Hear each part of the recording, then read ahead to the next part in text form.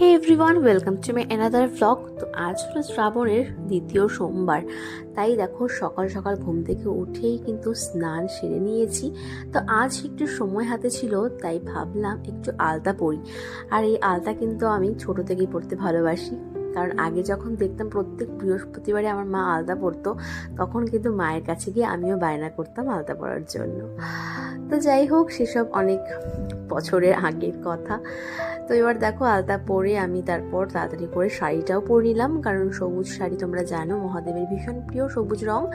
তো সবুজ রঙের শাড়ি আজকে পরলাম। আর এদিকে দেখো সমস্ত কিন্তু আমি গুছিয়ে ফেলেছি, মালা, তারপর হচ্ছে বেলপাতা আর সমস্ত একবারে জোগাড় করে এবারে কিন্তু আমি আগে মহাদেবের অভিষেক করে নেব। তো প্রথমেই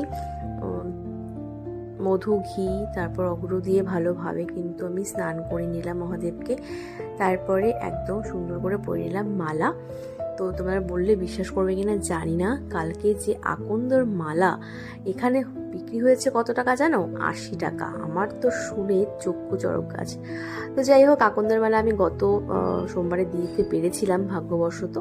তো এই সপ্তাহে আমার ইচ্ছে ছিল যে অপরাজিতার মালাই আমি পরাবো। তো এই যেখানে অপরাজিতার মালাই পেয়েছিলাম।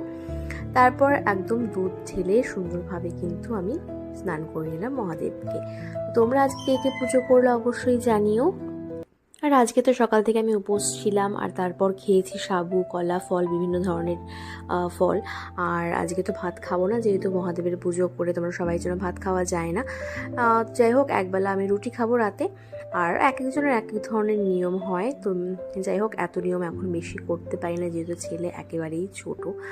তো তোমরা কিভাবে এই ব্রত পালন করো সেটাও অবশ্যই আমাকে কমেন্ট করে জানাতে পারো। তো দেখো, এখানে কিন্তু তোমার সাথে গল্প করতে করতে পুজো হয়ে গেল।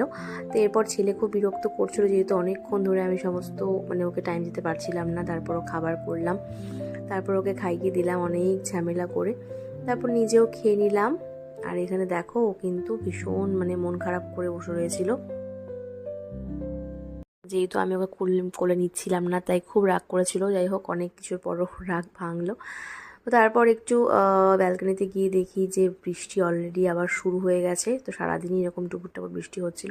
তারপর কিছুক্ষণে হাওয়ার মধ্যে দাঁড়ালাম, আর এভাবেই দিনটা কাটালাম। তো তোমরা কী করে আজকের দিনটা কাটালে আর কিভাবে পালন করলে পুজো অবশ্যই কমেন্ট করে জানে। দেখা হচ্ছে নেক্সট ব্লগ। ততক্ষণের জন্য টাটা।